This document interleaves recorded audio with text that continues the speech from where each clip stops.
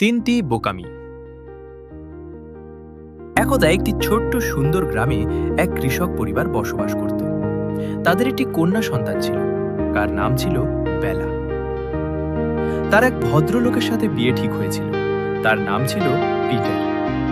প্রতিদিন বিকেলে সে আসত, মেয়েটির পরিবারের সাথে দেখা করত ও রাতের খাবার একসাথেই খেত। রাতের খাবার শেষে বেলা প্রতিদিন নিচে যেত চিজ আনতে। প্রতিদিনের মতো সেদিনও বেলা নিচে গেল চিজ আনতে। যখন সে চিজ উঠাচ্ছিল তখন সে উপরের সিলিংয়ের দিকে তাকালো। তাকিয়ে সে দেখল একটা কুঠার উপরের কড়িকাঠের সাথে আটকে আছে। এটা হয়তো ওখানে অনেকদিন ধরেই আছে, কিন্তু সে এর আগে খেয়ালই করেনি। সে নিজে নিজেই চিন্তা করতে লাগলো যে এটা খুবই ভয়ানক একটা বিষয়। যদি তার বিয়ে হতো এবং তার একটি ছোট ছেলে থাকতো, সে যদি চিজ নিতে এখানে আসতো এবং কুঠারটি যদি ওর মাথায় পড়তো, তবে কি হতো? কতটা ভয়ানক বিষয় এটা! সে বসে পড়ল ও কাঁদতে শুরু করল। এদিকে উপরে সবাই চিন্তা করা শুরু করলো যে বেলা এখনো আসছে না কেন। তাই তার মা নিচে গেল দেখতে। সে চেয়ে দেখল যে বেলা ফ্লোরে বসে বসে কাঁদছে আর চিজ নিচে পড়ে আছে। বেলা, কি হয়েছে? তুমি কাঁদছো কেন? মা, ওই ভয়ানক কুঠার। ধরো যদি আমার বিয়ে হতো, ও একটি ছেলে হতো, সে যদি বড় হয়ে চিজ নিতে নিচে আসতো ও কুঠারটি যদি ওর মাথায় পড়তো, ভাবো কি হতো? কতটা ভয়ানক বিষয়। আসলেই তো। এবং তার মাও একপাশে বসে পড়ল ও কাঁদতে আরম্ভ করল।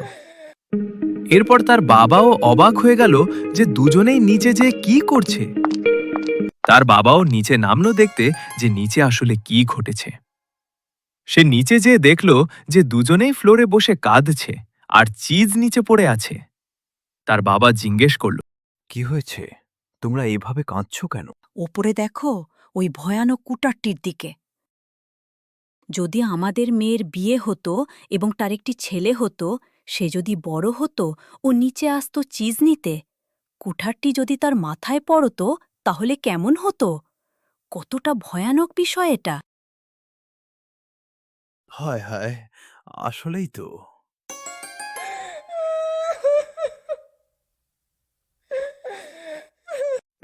এতক্ষণ বসে থাকতে থাকতে পিটার ক্লান্ত হয়ে পড়ল। সেও নিচে গেল কি ঘটেছে সেটা দেখতে। সে যেয়ে দেখল তিনজনই একপাশে বসে কাঁদছে। সে সোজা তাদের কাছে গেল এবং জিজ্ঞেস করল, কি হয়েছে? আপনারা সবাই এভাবে কাঁদছেন কেন? আর চিজটাই বা নিচে পড়ে আছে কেন? ওপরে দেখো, ওই ভয়ানক কুঠারটির দিকে। ও যদি তোমাদের বিয়ে হতো, ও একটি ছেলে হতো, সে যদি বড় হয়ে চিজ নিতে নিচে আসতো ও কুঠারটি যদি ওর মাথায় পড়তো, ভাবো কি হতো? কতটা ভয়ানক বিষয়! তারপর তারা আরো জোরে জোরে কাঁদতে আরম্ভ করল। এ কথা শুনে পিটার আরো জোরে জোরে হেসে উঠল।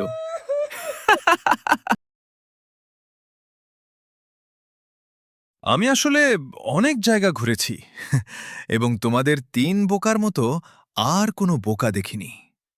আমার আবার ভ্রমণ শুরু করা উচিত, এবং যতক্ষণ না আমি ৩টি বোকামি পাই ততক্ষণ পর্যন্ত আমি এই বিয়ে করতে পারব না।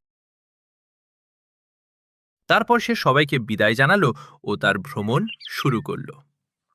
সে অনেকটা রাস্তা হাঁটল এবং অবশেষে সে এক মহিলার কুঁড়ে ঘরের সামনে এসে পৌঁছালো। ঘরটির ছাদে কিছু ঘাস জন্মেছিল।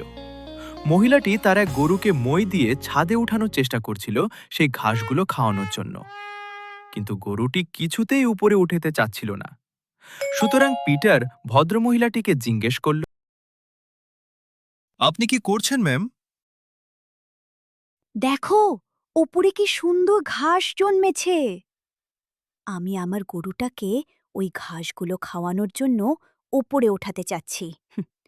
ও নিরাপদ থাকবে, কারণ আমি ওর গলার রশিটা চিমনি দিয়ে নিচে নামিয়ে আমার মাজায় বেঁধে নেব, যাতে ও পড়ে গেলে আমি বুঝতে পারি। কি বোকা আপনি! আপনার ঘাসগুলো কেটে নিচে গরুটিকে দেয়া উচিত। কিন্তু মহিলাটি ভাবল তার বুদ্ধিটাই সহজ। তারপর সে গরুটিকে ধাক্কা দিয়ে দিয়ে উপরে উঠালো।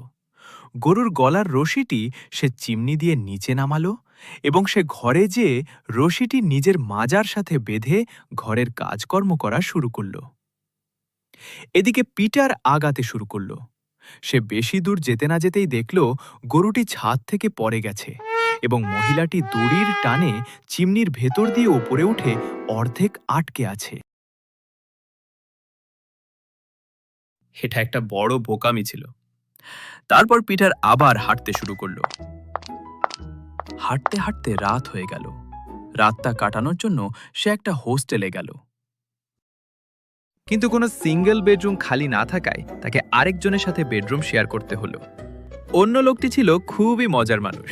সকালে তারা দুজনেই যখন ঘুম থেকে উঠল, পিটার দেখল লোকটি টেবিলের হুকে তার ট্রাউজার আটকিয়ে সারা ঘর জুড়ে দৌড়াচ্ছে ও ট্রাউজারের উপর লাফ দেওয়ার চেষ্টা করছে।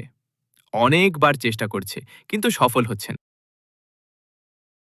ওহ, আমার মনে হয় ট্রাউজার হচ্ছে সবচেয়ে অদ্ভুত পোশাক। এমন পোশাক আমি আর পরিনি। আমি বুঝি না এমন অদ্ভুত পোশাক কে আবিষ্কার করল। আমার প্রতিদিন কমপক্ষে 1 ঘন্টা লাগে এটা পরতে। আমার অনেক গরম লাগে শেষে। তুমি কিভাবে পর? ওহ,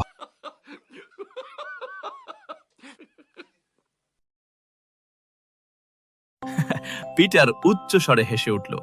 তারপর তাকে দেখালো কিভাবে ট্রাউজার পরতে হয়। ভদ্রলোকটি খুব খুশি হয়ে বলল, আমি কখনো এভাবে পড়ার কথা চিন্তাও করিনি।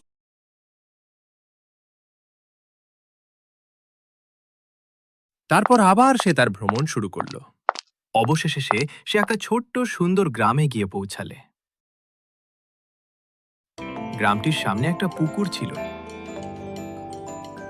সে দেখল পুকুরটির সামনে অনেক লোক ভিড় করে দাঁড়িয়ে আছে এবং তারা কোদাল ঝাড়ু রেক নিয়ে কিছু একটা উঠানোর চেষ্টা করছে। পিটার জিজ্ঞাসা করল, কি হয়েছে এখানে? সবাই কি করার চেষ্টা করছে? কি হয়েছে দেখতে পাচ্ছ না? আমরা শত চেষ্টা করেও পুকুরের ওই ঝলমলে জিনিসটাকে ওঠাতে পাচ্ছি না। ওই আকাশের দিকে তাকাও। এটা শুধু ওই চাঁদেরই প্রতিফলন। তোমরা এটাকে উঠাবে কি করে?